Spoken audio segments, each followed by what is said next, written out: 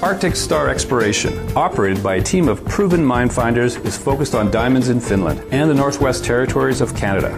A work program is planned for our Finland property that contains diamond-bearing kimberlite. Arctic Star trades on the TSX Venture Exchange, symbol ADD, and the Frankfurt Exchange, symbol 82A1. Please visit our website at arcticstar.ca or call us at 604-689-1799. You're listening to HowStreet.com radio, available online at TalkDigitalNetwork.com.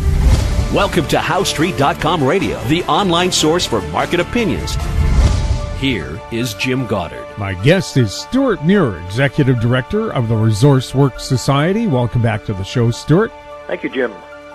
The BC government, boy, it seems to be pushing and pulling the same noodle at the same time while they oppose the pipeline from Edmonton to Burnaby for crude oil. They are going to give tax breaks to encourage LNG development in Kitimat. Is that good news for the resource sector? Yeah, it is very good, and not just for the town of Kitimat, which gets the LNG plant. You have to supply those plants with natural gas. It has to come from somewhere, and a lot of that gas, if not most of it, is going to come from British Columbia, but from the other side. The right-hand side, if you're looking at the map, or the northeast of BC, which is where our gas country is. And so that's going to be the main site of the gas production. Big investments up there, billions of dollars in drilling for natural gas, in gas plants, because it all has to be processed and then put into pipelines and shipped to the coast. So we're talking about a $40 billion investment. This is gargantuan and global in scope. And so the moves that we saw from the Premier announced recently were towards making it an attractive business proposition. Now, the previous government, you may recall, did come up with its legislation. It set a tax regime in place that was meant to encourage the development of this export LNG industry. But the current government has decided it's going to go one better and reduce those barriers further. So there's still a direct benefit for the province of British Columbia, but they've basically lowered some of the tax rates to make it even more attractive, because it is an incredibly competitive global industry, and to attract those billions of dollars of investment, you've got to have conditions that are amenable to the investors making the decision. And for people who think the government's going to be missing out on tax revenue, they get royalties on the natural gas. The workers involved pay taxes. The companies involved pay taxes. The ones who aren't directly at the port. Yeah, and I would go one further. All of those things are true. We do have all of those tax benefits flowing in, and the resource sectors in Canada are kind of special because unlike, say, automobile manufacturing, where you have to import parts from other countries, a lot of them, that's the way it works, and then we bolt them together into a car and sell that car. I mean, that's nice that we have the export income from selling cars that we bolt together from different pieces that come from all over the place. But when it comes to the resource industry, we don't import the oil that we then export. We produce all of that here. So all of the value creation of our resource exports in Canada are made in Canada.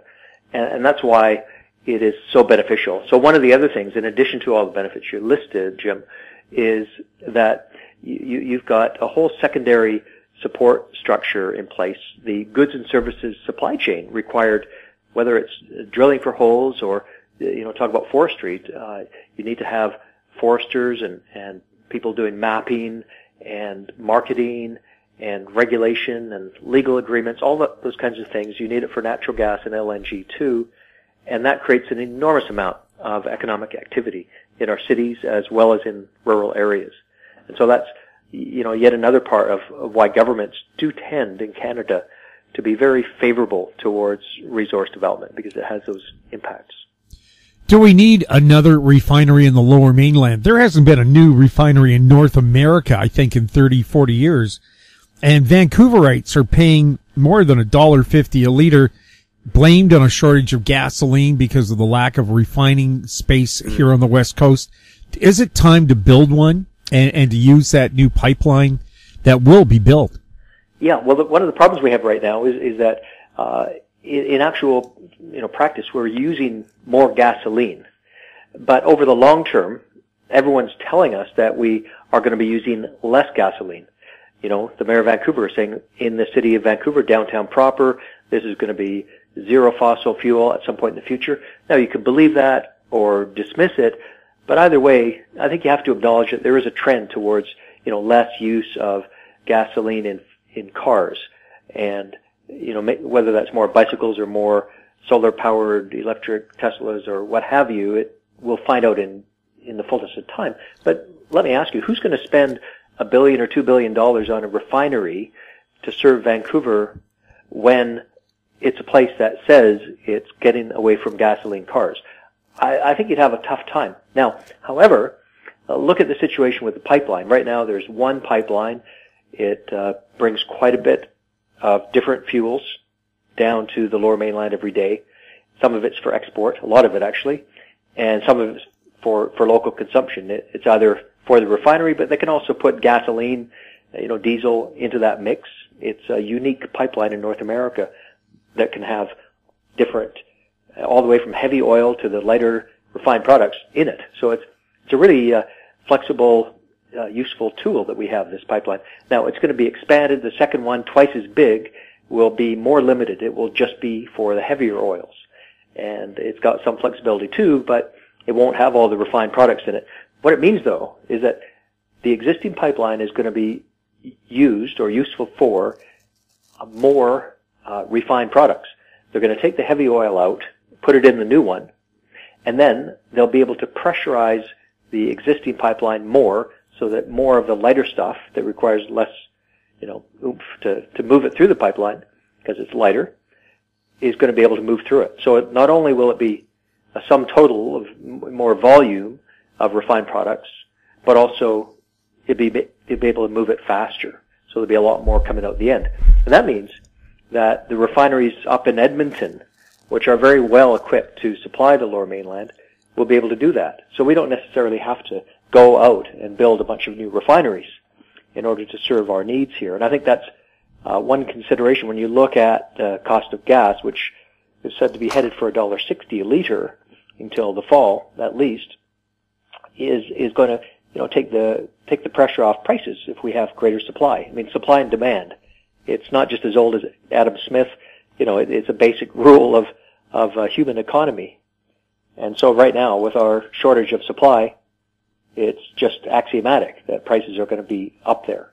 So that's and how to solve that, we got this problem. Right. So that's how the second pipeline is going to help. It's not that it will bring more gasoline type products to the Lower Mainland, but the first one can do so more. Exactly. We'll have more with Stewart Muir right after the break.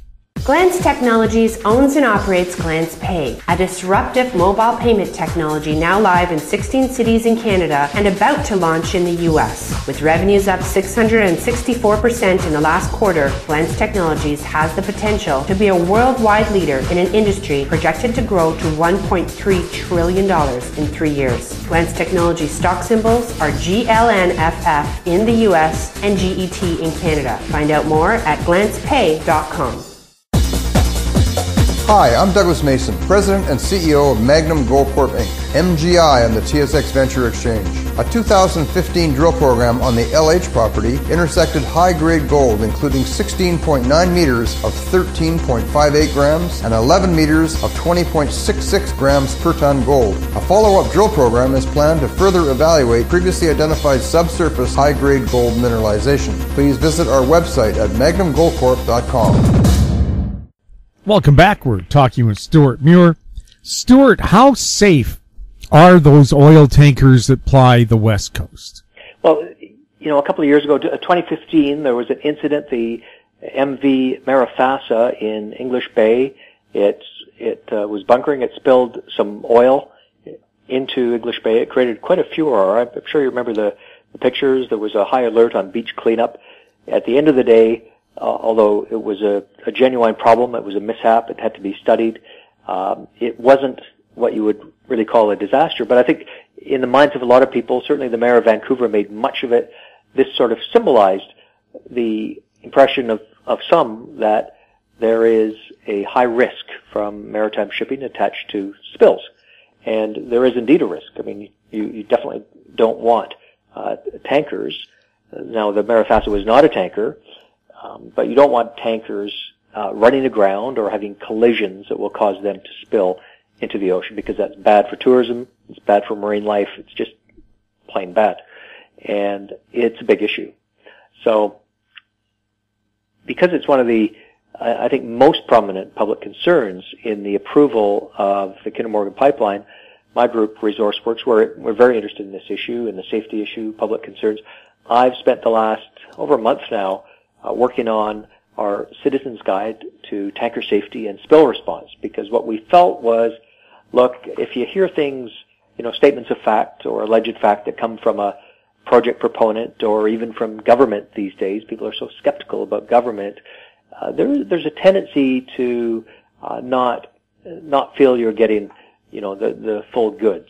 And so what we did is work with a group of journalists who've covered British Columbia news for decades, and some experts from the shipping professions, to come up with a document, this Citizens Guide, that once we publish it hopefully in the next couple of weeks, will lay out all of the issues. And I see it as three main issues: regulations, what are the rules, the risks, what could go wrong, and the response. If something does go wrong, what happens? And then the fourth thing is, in doing all of these things, what is the benefit? There better be a bloody good benefit from doing these things.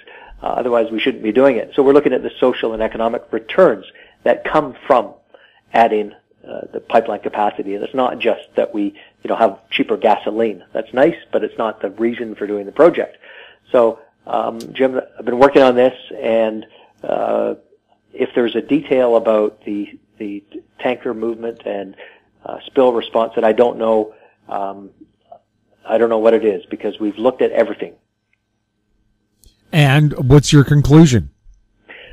My conclusion is that the risks are real, and the response that we see the Government of Canada, Province of British Columbia, the various companies that are commercially involved in these things have set up a set of regulations and spill responses that are cumulatively world leading. It's not necessarily, you can't really say, it's the best in the world.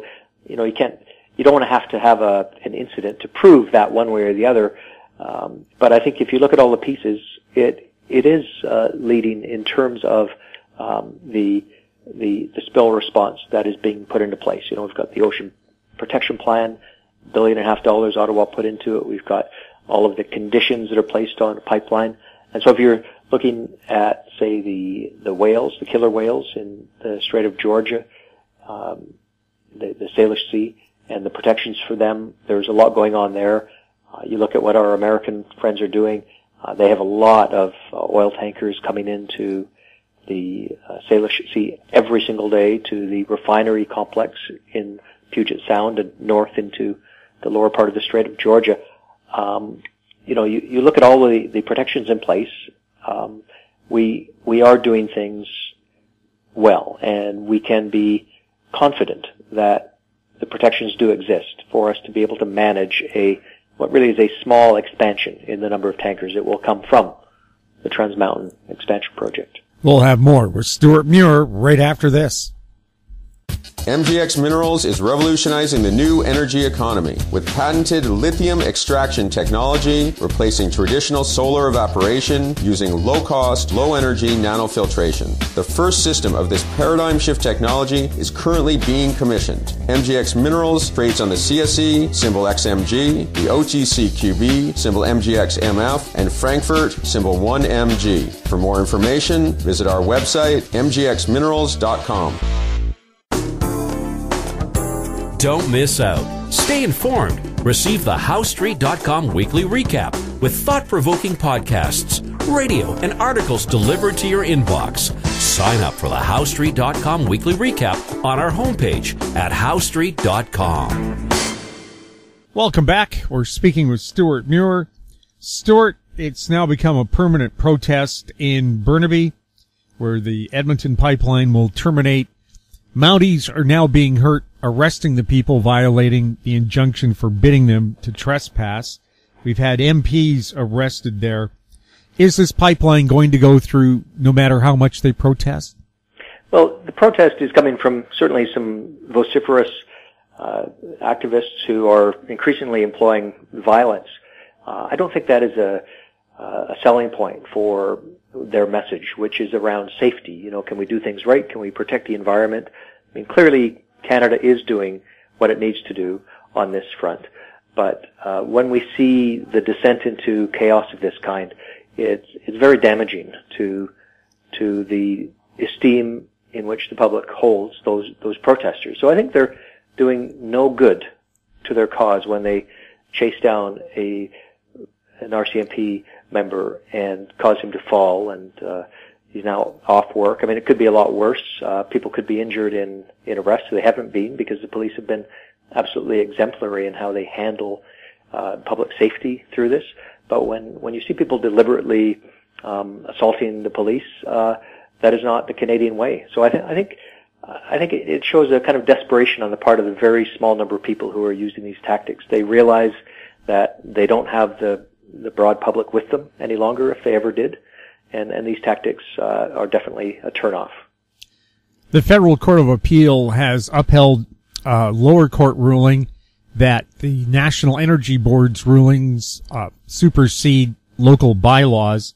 Burnaby says it will appeal to the Supreme Court of Canada, but there's no guarantee the Supreme Court will hear it. What's your take on it? Yeah, I mean, the suggestion there is that it's really about politics rather than policy. We have a municipal election coming up in October. Mayor Corrigan, so far as I'm aware, is going to be running for re-election. I suspect he's hoping that the decision of the Supreme Court, if the Supreme Court does hear this, would be after the election, if he wants to keep this ridiculous hope alive that somehow he will finally, after so many millions that he spent of Burnaby taxpayers' dollars, will bring about a different outcome. You know, no court has sided with the city of Burnaby in trying to stop the federally approved project from doing what it's legally entitled to do, and so it seems to be pure politics by Mayor Corrigan, and he's proven himself to be a wily player in that regard. But he's, I think, less and less fooling people that this is about protecting the public and the environment, and more about Mayor Corrigan and his political career. You were in Prince George recently. What's happening up there? Well, the First Nations of Canada, British Columbia particularly, have been wanting to bring Indigenous values to the work of developing major projects. And it's not just pipelines that we've been talking about today.